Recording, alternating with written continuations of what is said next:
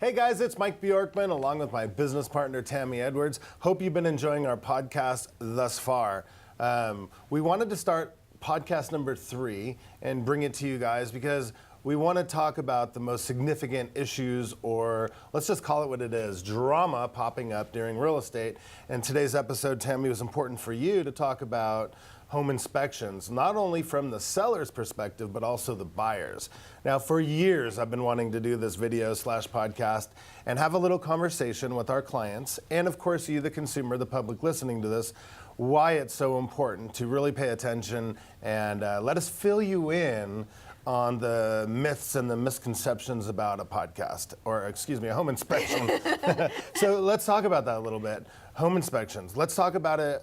We represent a lot of sellers, right? Mm-hmm. So let's talk about, let's talk sellers off a ledge, first of all. What do you see going on in our market right now? Well, Mike, what we're seeing is we're seeing a lot of crazy buyers and crazy sellers that do not have the knowledge that they need to make educated decisions when it comes to their home inspection, and it's blowing deals up. So I really want to narrow this down for our clients so they understand what to expect, what not to expect, what's reasonable, what's not reasonable. So at this point, we've already negotiated the contract, and now we have a contingency period for a home inspection. A big misconception is that this home inspection contingency is to remove that contingency and by having the home inspection, but that's not necessarily the truth. Yeah, no. Because what we need to do in that time frame is we not only need to have the home inspection, we need to negotiate any repair request and get that all summed up and negotiated, and that contingency removal comes at that point. So it's not just a contingency removal to have the home inspection, which again is a big, big misconception with buyers. They're like, wait, I had it done in 12 days. Well, no, you needed to have it done and any repairs negotiated within that time. And that's a huge, huge misconception. So that's number one. And then the other thing that we have to remember as far as that contingency period goes is the seller also has to know that they have to respond within that time frame as well, because that can really mess up a transaction for sure. So Mike, talk to us about the actual home inspection, because we always have sellers that are like, I'm going to be there. No one's going to be in my home. That home inspector doesn't know. So tell us a little bit about how the home inspection process should go down. Right. And I want to point out, this is a crucial part in an escrow, because every time somebody buys a home, they have that weird feeling where maybe husband and wife are laying in bed at night and they say, honey, are we making the right decision? And they'll ultimately say, you know what, we'll know. If this home inspection goes smooth, then we know it was meant to be. Mm-hmm. If we find out this home is a big project and needs thousands of dollars worth of work, then we know it's not. So that particular mentality shoots off a lot of different things, right? A lot of different things to the buyer. We should probably start out by the seller needs to know this, right? Mm-hmm. So the seller has to make the buyer feel super comfortable. I like pre-home inspections where the inspection is done first. It's not always possible. So now the seller needs to understand, look, the buyer has this contingency period. They're on the fence. So a lot of sellers say, I want to be around and tell them about my house and tell them about the upgrades. Well, that's the wrong thing to do. No buyer is going to feel comfortable and confident having a seller breathing over their shoulder, pointing things out. This is also still discovery time for the buyer, where they like to look deeper into the closets, open up more cabinet doors, and they really get intimate with the home and fall in love with the home. And that's called creating a very emotional connection. So the seller, first of all, has to stay very, very, very far away. But also, I want to set up the expectation for the buyer right now at the same time, too. All the things I said are true, but the buyer also needs to understand that they're really going in at this point to see if the home has major malfunctions, such as cracked slabs, broken roofs, beams that are cracked. We call those code or safety issues. Now, the inspector's job is to go through the home with a fine-tooth comb, right? Find every little thing. The home inspector's job is not to get the buyer freaked out, but to point out things that could be of severe relevance. Right. So that's really what the inspection is about, and the buyer needs to go in with an open mind and understand, look, we're typically in a used home, or whatever you want to call it, gently loved home. Right. And let's just make sure there's not huge issues. Would you agree with that? I agree with that. And the one thing that we really need to point out to you buyers out there is that this is not a time for cosmetic items. Cosmetic items should have been dealt with at the front end when you were negotiating your original contract, is when you should have been dealing with any cosmetic items. Because if you go in on a repair request and ask for a $10,000 floor credit because you notice stains on the carpet, that's not going to fly, and you're going to find your escrow going upside down. So again, the knowledge of beforehand is so, so important. I do want to talk to you, Mike, a little bit about, because you said the word code. And that comes up a lot on home inspections, especially the older homes that we have in our area, where they'll say the item's working properly, everything's great with it, but it's not to code. Buyer freaks out, what? It's not to code. Seller's going, it works just fine. It was to code when I bought the house. What should both sides reasonably expect in that Well, whenever I situation? negotiate with the seller, I say, listen, big things that we want to handle are safety and code issues. Can something hurt, the buyer's children once they move in? Nobody wants that. Nobody wants a lawsuit. So anything that's not to code or safe, we want to make sure we fix. Not only for our conscience, but for the buyer's protection and safety. Now, the buyer also needs to understand, look, codes change all the time. Something like, big thing for me was the earthquake. In 1993, the code was much different than in 1995 after our earthquake, right? There was all kinds of new codes, whether it would be water heaters, air conditioners, things, the ways things are strapped. I mean, it was crazy, a million different codes. So then the buyers were like, but honestly, codes change all the time. So the buyer needs to understand, look, it's not something that's unsafe. It could be unsafe, actually. We shouldn't say that, but not to code. It doesn't mean, oh, this is a project home. It just means things can be brought up. And it's okay to ask for those things, and especially like you said before, colors can easily be changed. Everybody's gonna paint and carpet. So let's talk about safety and code issues. And that's that's really where we wanna go, and especially find things that were not discovered before cosmetically. Right. And then another little phrase that it just can blow deals up is at the end of its life. And we hear it all the time. So a home inspector will say, roof appears to be at its end of its life. The one we always get is the water heater appears to be at the end of its life. Well, that just means that, there's a life expectancy for certain things. But that doesn't mean that the home inspector has a crystal ball and is saying this is going to die the second that you buy this house. When you have a seller that's saying, wait a minute, my water heater is working perfectly, there's no issues with it, and the buyer's saying, no, you're going to buy me a new water heater because it's at its end of its life, that's when we get this conflict, and it just doesn't work out very well. So it's, again, really important that the buyer understands that at the end of its life doesn't mean that you can ask for that in a repair request. It's probably not going to happen. You're probably going to offend the seller. However, if you've got good agents, they could probably negotiate that a little bit and just say, look, we know the water heater is going to be about $1,200. They know that it's working okay for you now. How about a $400 credit towards the new one when they have to buy one? Something like that. But again, agents can make and break deals. And that's never more apparent than it is on a repair request when you're negotiating a repair request. The thing to point out, too, is if you have a good agent, like us, we've probably negotiated for the buyer a home warranty, right? That goes at least a year. The buyer can renew that year after year after year, and a lot of buyers don't know that. So it does, if you specify in the contract, the air conditioning, the water heater, all these major things are included in that home warranty. So we can't freak out, right? There's not a time to freak out. And we also have to remember it's the inspector's job to cover their assets and say it could be at the end of its life. I like how you use that word there. So if the roof does leak, they don't come back and sue the home inspector. We're going through a lawsuit right now about something very similar, and it's not the home inspector's fault. But of course, they got dragged into court because they didn't say something similar to that.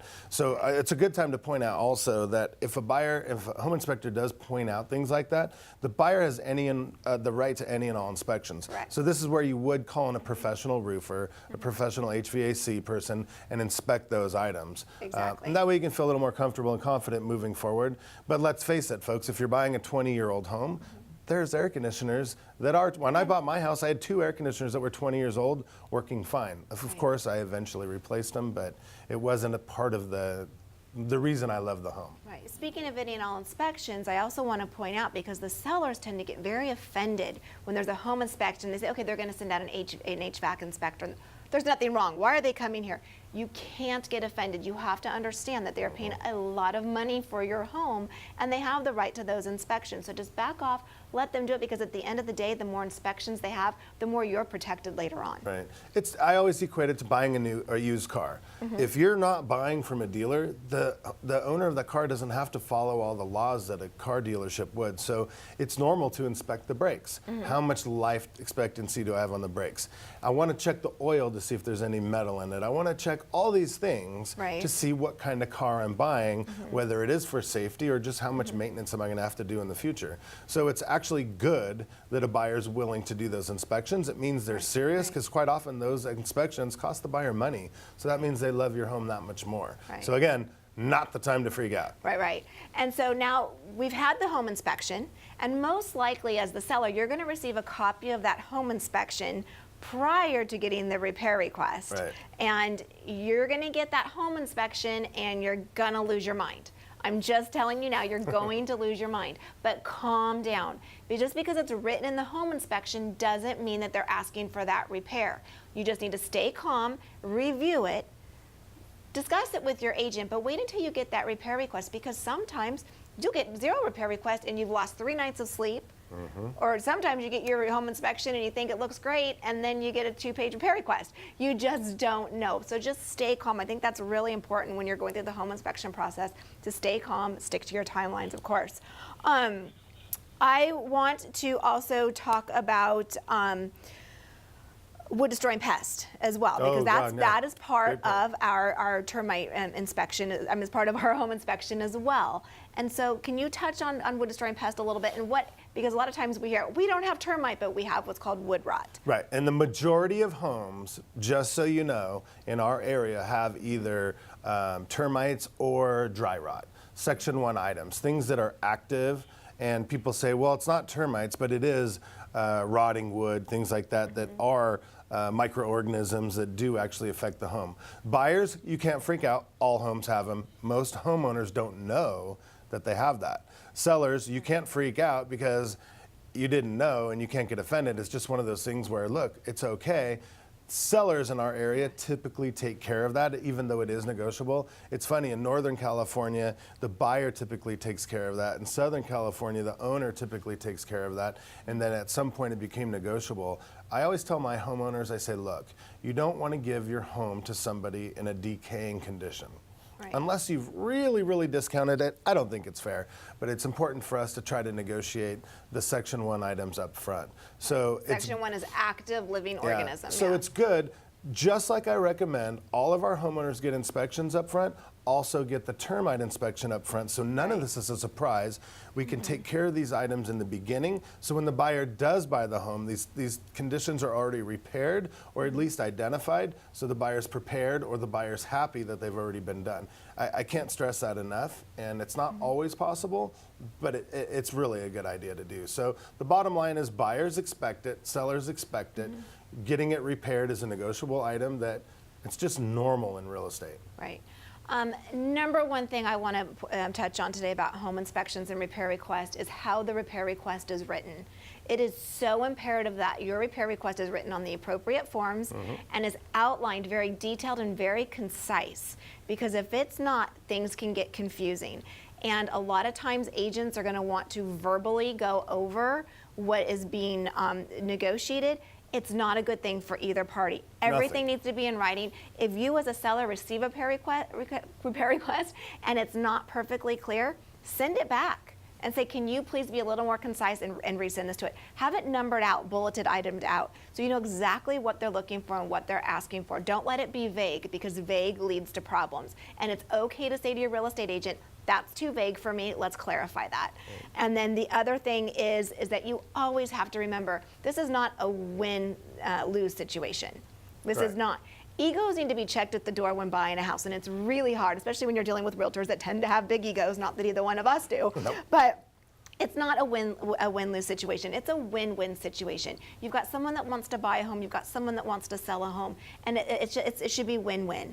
And that's my biggest point that I want to drive across today, kind of going back to what you were saying when we started is, Tami, what do you see what's going on in this market? And I see people going crazy. Again, it just comes down to education and just understanding, look, we're all good people. Let's just bring the deal together. Yeah, and I wanted to point out, since we did talk about the market, in a hot seller's market, buyers can't ask for anything. In an average market like we're in today, buyers and sellers need to negotiate. In a declining market, it's the buyer's market, right? So the seller has to do more. Right. We have to consider the market at all times. And the other thing I wanted to touch about that to me is the most important thing is buyers choosing a home inspector. I think by law, we need to recommend 3, right? Right. But we have relationships with home inspectors, and we know which ones are good, which ones are thorough, which ones don't scare the heck out of buyers. So Which when, ones that don't recommend lots of add-ons that you don't need. Yeah, sometimes exactly. By the time you're done, your home inspection is way too much money. Yeah. But what we need to do is trust our real estate agents, trust their 3 referrals, and when That's you're right. interviewing a home inspector, if you feel that they're trying to play real estate agent, that's not good. Yes. All you want to do is be very specific with this report. This is not to code. This is not safe. This is worn. This is broken. This, Right. and that's it. So during your inspection, if the inspector starts playing, contractor or mold specialist or any of these things, ignore it. Just say, point it out, I'll get the proper inspection on it. Because Correct. so many times the inspector can scare the holy moly out of the buyer, and that's not Right. good. Oh my gosh, the home inspector. No, they're not a contractor. They're not a mold specialist. They're not a termite inspector. They're not. Right. They're just there to try to point out things that are on that. Exactly. Does that make sense? Makes sense. Mike, how can everyone reach you? 661-212-8075 is my cell. Mike at teambjorkman.com is my email. How do they reach you? I'm Tami Edwards at 661-373-5595. And remember, home inspections aren't scary when you've got the knowledge behind you. Thanks, guys. We look forward to seeing you at the next podcast.